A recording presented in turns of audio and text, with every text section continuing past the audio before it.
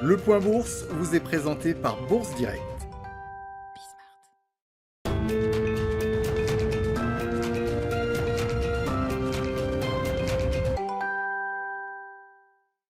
Le CAC 40 consolide depuis ce matin, oscillant entre les 6265 points et les 6285 points, au sein d'une séance marquée essentiellement par les publications d'entreprises. Quelques statistiques sont tout de même attendues aux États-Unis cet après-midi, comme par exemple l'indice Case-Shiller des prix de l'immobilier ou l'indice de confiance des consommateurs pour le mois d'avril. À noter que la Réserve fédérale américaine entame également sa réunion de 2 jours aujourd'hui en ce qui concerne sa politique monétaire. Une réunion à l'issue de laquelle les investisseurs n'attendent pas de changement particulier. Verdict demain donc avec le discours de Jérôme Powell à l'issue de cette réunion. Aux États-Unis, les investisseurs suivront également après la clôture de Wall Street ce soir les résultats de Microsoft ou encore ceux de Alphabet. En attendant, ils ont pu découvrir ceux de Tesla hier soir. Tesla qui annonce un bénéfice supérieur aux attentes à 438 millions de dollars sur le trimestre, soit 39 cents par action contre 16 cents par action un an plus tôt. Une performance permise par une progression de plus de 74% de ses ventes sur un an à 10,39 milliards de dollars, représentant pas moins de 184 800 voitures vendues. Il n'en reste pas moins que malgré cette progression impressionnante, les résultats de Tesla sont légèrement en dessous des attentes du consensus, ce qui faisait reculer le titre dans les échanges d'après-bourse à New York hier soir. À Paris à présent, les investisseurs ont pu découvrir de nombreux résultats d'entreprises également, à commencer par Michelin qui a confirmé de son côté ses objectifs de résultats opérationnels et de flux de trésorerie pour 2021.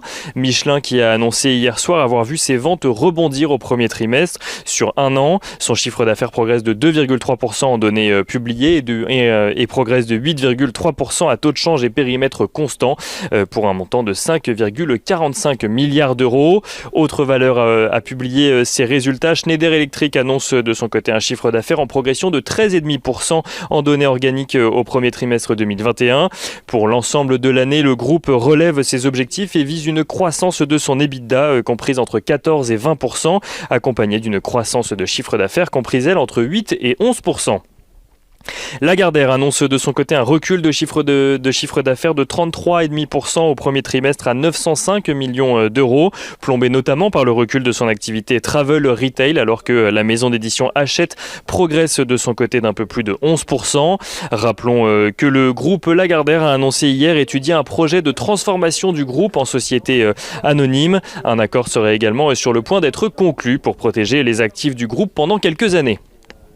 Alten annonce de son côté que son chiffre d'affaires a reculé de 1,3% au premier trimestre à 681,1 millions d'euros exactement. Un recul pénalisé notamment par l'activité France du groupe d'ingénierie où celle-ci recule de 12,7% alors que l'activité progresse de 6,8% en données publiées à l'international. Si à taux de change et périmètre constant, l'activité du groupe est toujours en recul en France comme à l'international.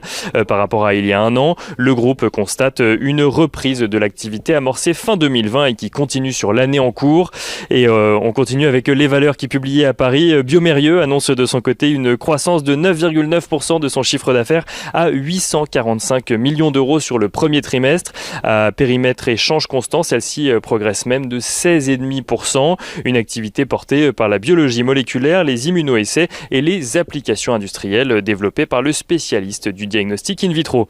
Et au-delà des valeurs parisiennes, notons que sur les 3 grandes banques internationales qui publiaient leurs comptes aujourd'hui, 2 souffrent de l'impact du fonds Archegos dans leurs comptes. UBS fait état d'une charge de 774 millions de dollars en lien avec le fonds, malgré une hausse de 14% de son bénéfice net au premier trimestre, tandis que Nomura annonce de son côté un impact de 2,3 milliards de dollars, sa plus importante perte trimestrielle depuis la crise financière de 2008. Sur la période, la perte nette de Nomura ressort à 1,1 milliard de dollars. Et HSBC tire de son côté son épingle du jeu puisqu'il annonce un résultat net en hausse de 82% à 4,6 milliards de dollars.